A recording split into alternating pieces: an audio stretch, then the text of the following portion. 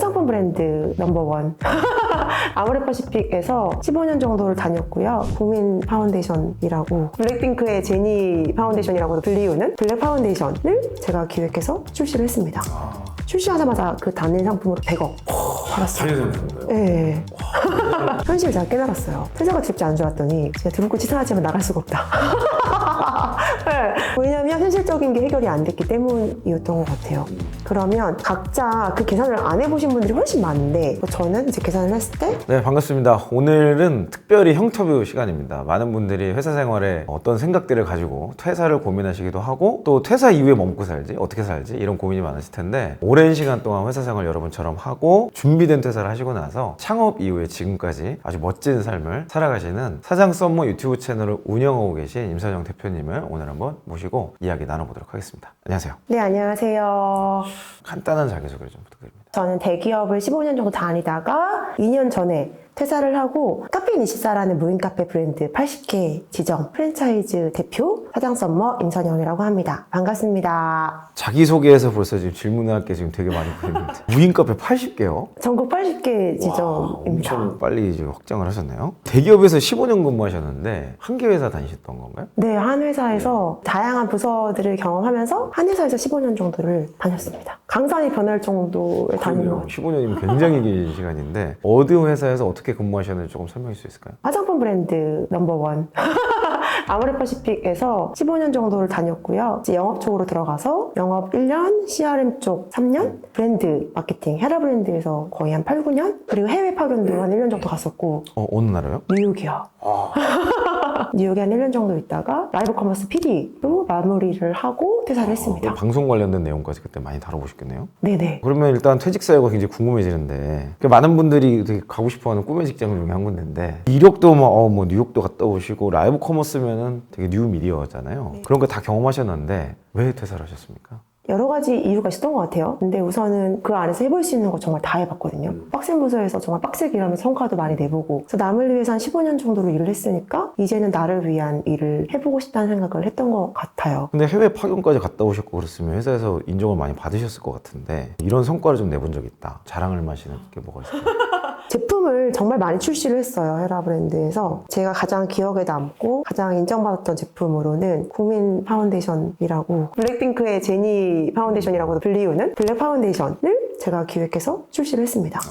출시하자마자 그 단일 상품으로 100억 팔았어요. 단일 상품으로요? 네.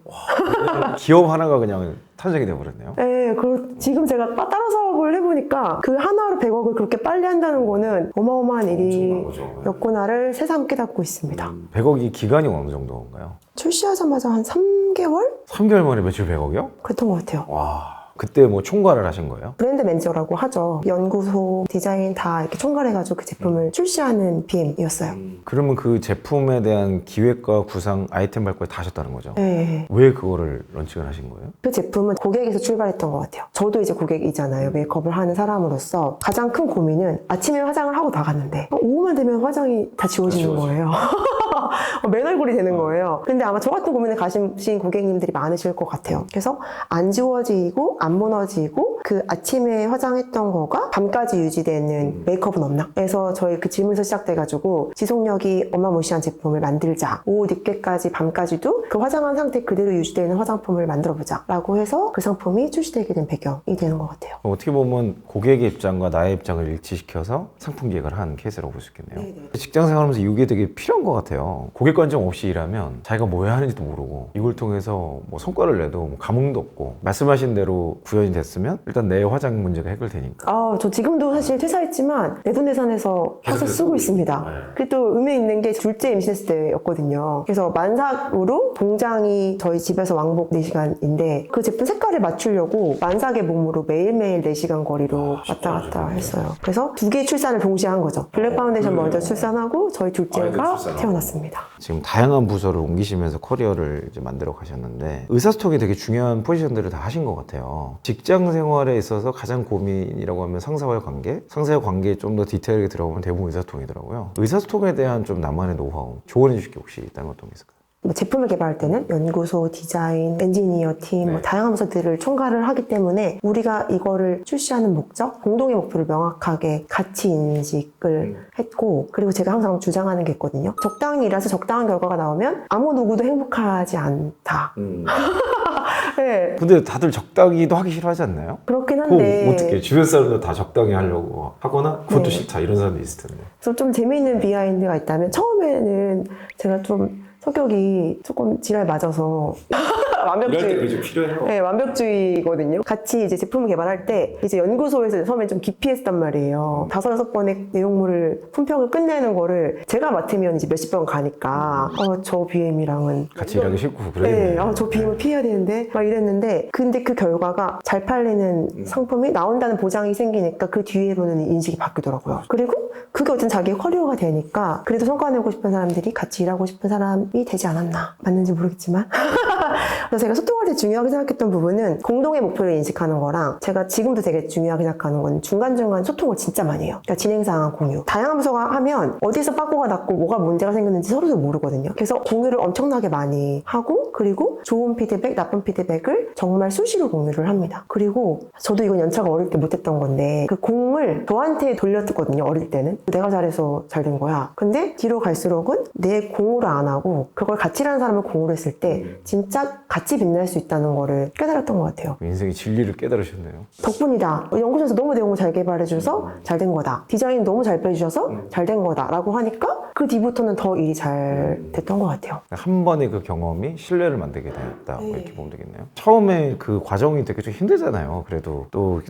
지랄 맞으신 부분이 있으셔서 일이 좀 그렇지만 그 지랄 맞음을 어쨌든 이렇게 한번 통과를 해야 되는데 과정에서 트러블이 되게 많았을 것 같아요. 해결했던 케이스나 그런 건 없을까요? 딱 하나였던 것 같아요. 전 되는 방법을 찾는다. 하나의 예시로 시그니아라는 헤라의 최고가 라인이 있거든요. 근데 그 용기가 진짜 이슈가 많았어요. 그 제품이 나르시시즘의 컨셉이거든요. 내가 내 거울을 보고 내 얼굴에 빠져드는 아름다움. 그래서 그 용기도 빠져드는 느낌을 무조건 살리고 싶다. 그래서 저의 그거에서 시작돼가지고 다 같이 고생을 엄청 했는데, 이게 딱 떨어져야 되는데 얘는 이렇게 되고 각도가 이렇게 되고 막 이러는 거예요. 그래서 다들 이 용기 못한다. 그래서 제가 그럼 다 가지고 와보세요. 제가 표준 편차 잡아드릴게요. 그래서 그 수백 개를 가지고 동그라미 X로 얘는 합격, 얘는 불합격, 이거를 원래 제가 할 일이 아닌데, 그렇죠. 용기 하나하나씩을 전부 다. 네, 몇백 개를 다 펼쳐놓고 이 각도는 되고 이걸 안 되고 이거를 이제 직접 해줬거든요. 그러니까 이제 이거 기준으로 이제 다 기준 잡으셨죠? 우리 이제 하면 되는 거죠? 라고 얘기를 해서 했던 것 같아요. 리일레이 따지기 시작하면 일이 되지가 않는 것 같아서, 트러블이 생기거나 병목이 생기면은 리일레이이 아니라 같이 해결할 방법을 찾았던 거가 지금도 저한테 되게 도움이 되는, 그 회사에서 배웠던 거가 아닐까라고 생각을 합니다. 인정받는 사람들의 공통점이 다 있는 것 같아요. 되게 집중하고 지랄 맞은 면이 있어. 그리고 릴레이의 격이 좀 없는 것 같아요. 그러다 보니까 가끔씩은 선 넘는다는 말도 좀 많이 듣고, 저도 뭐 하다가 인사지만 전략을 제가 되게 많이 참여했거든요. 그분들은 월권한다고 얘기하더라고요. 근데 제가 답답한 건, 아니 지금 성과가 안 내는데 무슨 월권 타령하고 있냐. 나중에는 되게 좋은 관계 속에서 가긴 했는데, 초반에 저도 그 트러블이 좀 많이 있었던 것 같아요. 전 사실 회사 생활하면서 제일 얘기 많이 들었던 게, 네 회사가 아니다 여기는. 왜 네가 방향성을 정하려고 하냐. 보통 성과를 내죠. 여긴 너의 회사가 아니야 라는 얘기를 되게 많이 들었거든요. 그거는 신입 때부터 퇴사할 때까지 계속 들었던 이야기였던 것 같아요. 근데 그렇게 일을 해서 사실 어려웠지만 그렇게 일하던 습관을 가지고 있어서 재사업하는 데는 되게 큰 도움이 되지 않았나 그렇죠. 라는 생각을 합니다. 그리고 그렇게 해야 또 주도적이 되는 것 같아요. 내가 맞다고 생각하는 걸 과감하게 밀어붙일 때 일도 좀 재밌지 않나. 그리고 워킹맘에 대한 고민도 저희 구독자분들 많이 계시던데, 워킹맘으로서의 좀 노하우 같은 거 있으면 하나만 얘기해 주세요. 모든 거를 다 잘할 수 없다는 걸 빠르게 인정을 하는 게 저는 되게 중요한 것 같아요. 다 부족해 보이니까 그게 자괴감이 들거든요. 회사에서 나는 늘 옛날에는 일을 많으면 일이 많은 대로 끝까지 하는 사람이었는데, 아이 때문에 일찍 가야 되는 상황이 생기고 아이가 아프면 또 막 가야 되고, 근데 또 아이한테도 똑같이 미안한 엄마인 거잖아요. 그래서 집안일, 육아, 회사 일까지 다 완벽할 수는 없다. 대신에 내가 있는 그 자리에 그 시간에 충실하면 된다. 그러니까 아이한테도 사실 처음엔 되게 미안했는데, 제가 아이랑 있는 시간이 정말 길기만 일만 하면 훌륭한 엄마인가? 그 시간을 정말 퀄리티 있게 보내는가? 그건 또 아닐 수 있으니까 회사에 있을 때는 집중해서 빠르게 하고 육아할 때는 또 아이한테 집중하고 일을 포기는 하지 않으셨으면 좋겠어요. 어쨌든 저는 지금도 계속 더 일을 하고 있는 어떻게 보면 더 많은 일을 하고 있거든요. 네. 근데 정말 힘든 시기가 있어요. 아이 어릴 때 막 많이 아프고 그때 포기를 많이 하시거든요. 포기를 안 하셨으면 좋겠고 지금은 저희 아이가 첫째는 초등학교 2학년, 둘째는 6살이에요. 아직 네. 뭐 어리기도 하지만 엄마가 일하는 걸 자랑스러워하는 때가 오는 것 같아요. 그래서 자기의 일을 포기하지 않으셨으면 좋겠다. 어떤 방식으로든 유지를 하셨으면 좋겠다. 퇴사를 사실 결정하기가 쉽진 않으셨을 텐데 15년 차면은 그래도 자리도 많이 잡으셨고 급여도 높으셨을 거고 뭐 직책도 있으셨을 텐데 주변의 반응은 어떠셨어요? 미쳤다.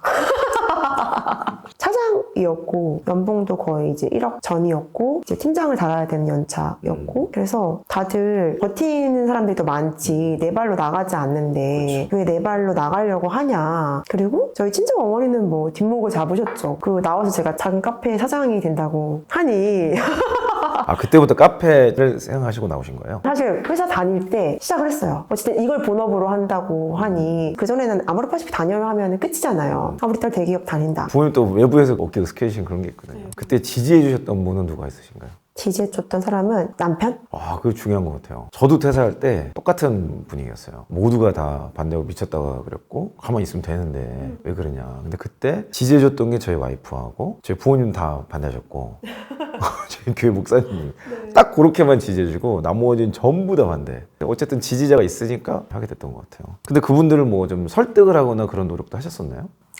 아니요.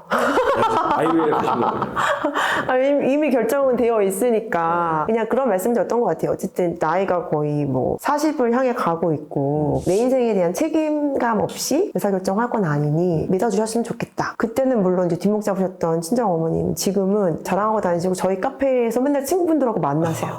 여기 우리 딸 카페야. 아 진짜 그렇겠네요. 자, 그래서 그때 느꼈던 건 사실 우리가 어떤 일을 할 때 모두의 지지를 받고 갈 수는 없는데 그 선택을 옳은 결과로 만들면 결국 그 지지는 따라오게 되어 있다.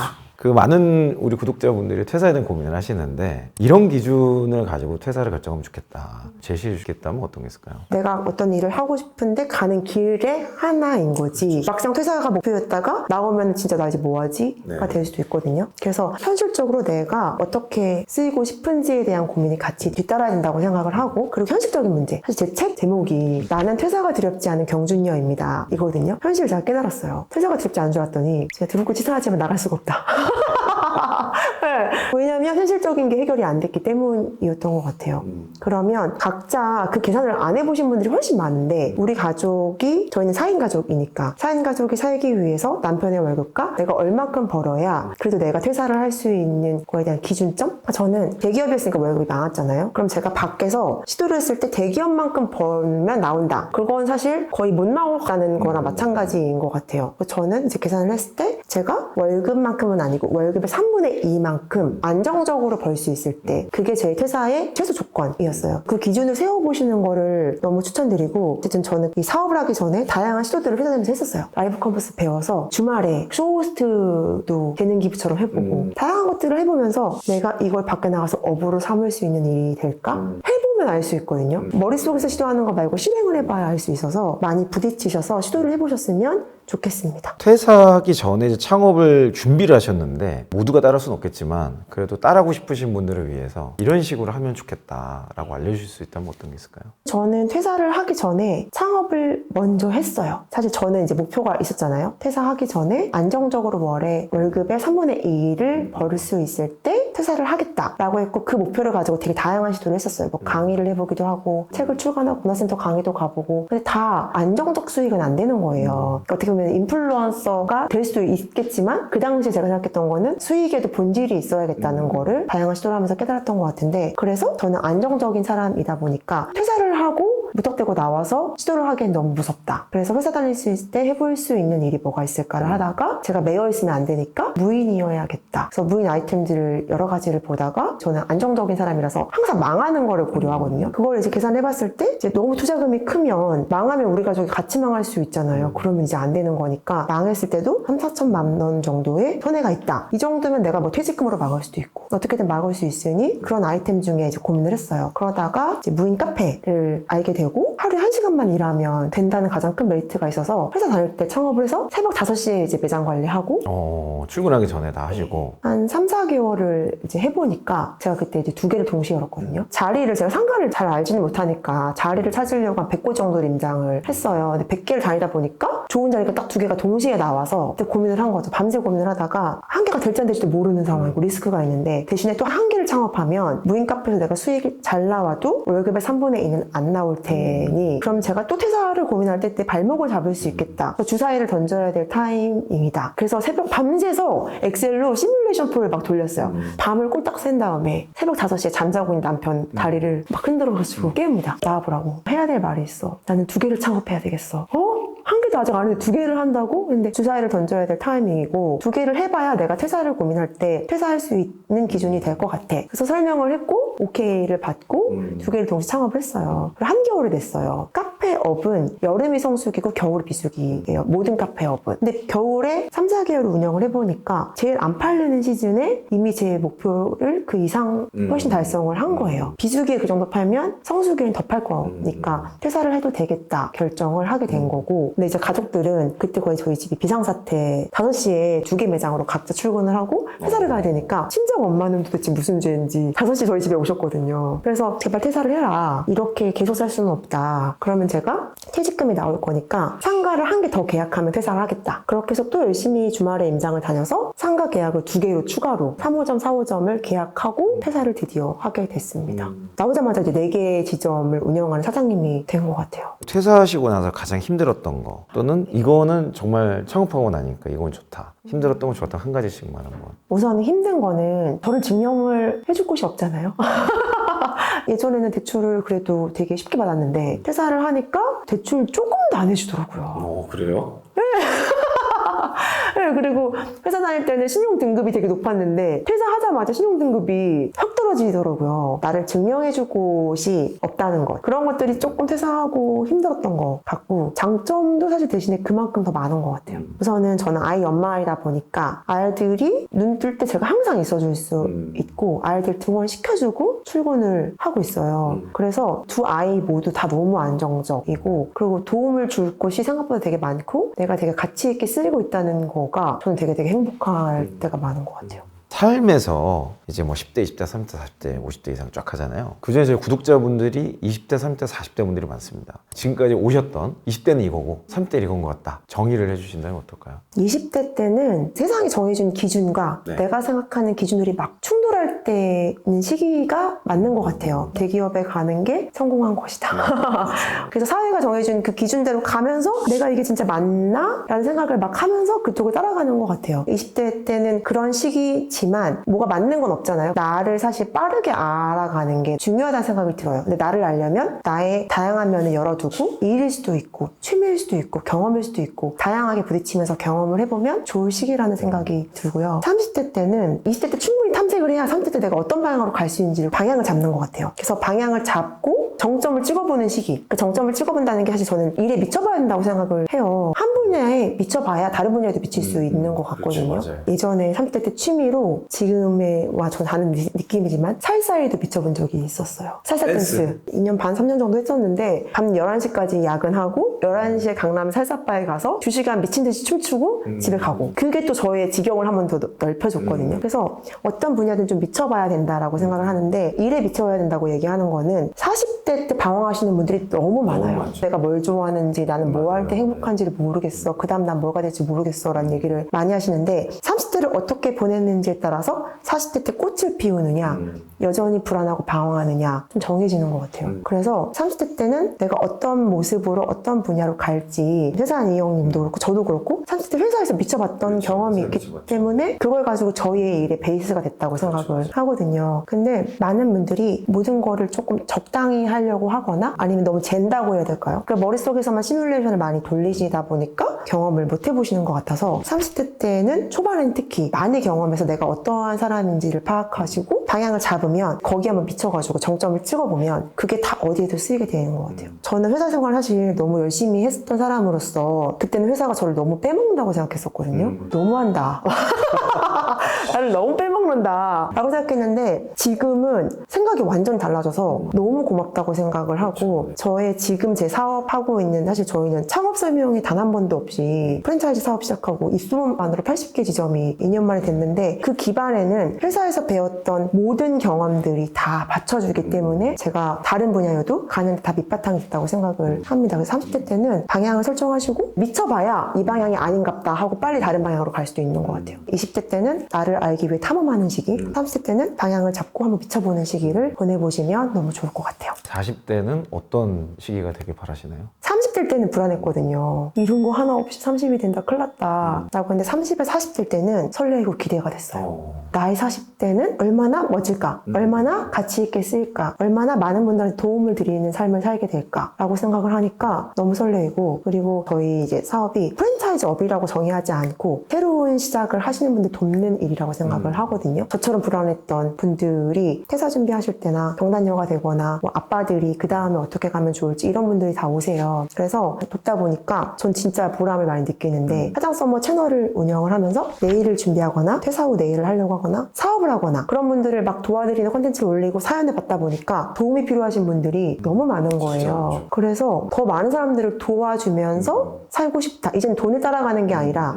30대 때는 전 돈을 벌기 위해 일을 했다면 지금은 제가 믿는 가치, 도와드리고 싶은 분들 도와드리다 보면 다른 건 다 따라오게 되어 있다는 거를 깨닫게 된 것 같아서 너무 기대가 되고 그 어찌 보면 처음에 회사 생활을 하실 때 남을 위해서 일했다가 이제 나를 위해서 일하겠다 했지만 사실 지금은 더 다른 사람을 위해서 일하시는 거네요. 대상이 바뀌었을 뿐이고. 그렇네요. 네. 사업은 진짜 그런 것 같아요. 내가 망하는 한이 있더라도 남을 도우면 망할 일이 없는데 뭐 그래도 망할 수도 있겠지만 마지막으로 퇴사를 고민하는 우리 직장인 구독자분들 뭐 이미 퇴사하신 분들 많이 있는데 그래도 대다수가 이제 고민만 하고 계시기 때문에 그분들에게 마지막 한마디를 카메라를 보고 영상 편지처럼 한마디 남겨주시고 마치도록 하겠습니다. 최근에 제가 40대 어떤 남자분을 만났어요. 너무 좋은 직업을 가지셨고 너무 좋은 경력을 가지셨는데 이제 자기소개를 하시면서 20년 동안 회사 생활을 했는데 밖에 나가면 무쓸모가 되는 것 같고 나는 할 수 있는 게 하나도 없는 것 같아서 자존감이 한없이 낮아진다라고 얘기를 하시더라고요. 그래서 제가 그분께 그 말씀을 드렸는데 여러분들께서는 아직 열지 않은 보물상자와 같다. 저도 회사 생활을 할 때는 창업은 정말 특별한 사람만 하고 대단한 사람만 하는 거라고 생각을 했었고 나같이 한 회사에서 15년 동안 회사 생활을 한 사람들은 나와서 할 수 있는 일이 없다고 생각을 했었어요. 근데 막상 한 걸음 떼고 또 그 다음 한 걸음 떼니까 나한테 이런 가능성이 있고 나한테 재능이 있다는 거를 깨달으면서 더 재밌게 일을 하고 있거든요. 근데 여러분도 아직 경험해보지 않고 나의 가능성을 확인해보지 않았기 때문에 지금 불안하고 걱정이 되는 거지 막상 한 걸음 한 걸음 나아가시면 나 밖에서 이렇게 더 가치 있게 쓰일 수 있구나. 나 되게 많은 사람한테 도움을 줄 수 있는 사람이구나를 깨달으실 것 같습니다. 그래서 용기를 내셔서 그 보물상자 한번 열어보세요. 정말 여러분의 가능성과 잠재력이 어마어마하실 거라고 믿습니다. 퇴사한 이형 구독자님들 응원드립니다. 감사합니다. 바쁘신데 귀한 걸음에서 너무 감사드리고 앞으로 하시는 채널하고 사업 다 잘 되시기를 바라겠습니다. 너무너무 오늘 반가웠고 너무너무 즐거웠습니다. 또 이제 800호점 될 때 또 한번 또 오시고. 800호점. 한 200호점 때 다시 오면 안 될까요? 네, 감사합니다. 감사합니다.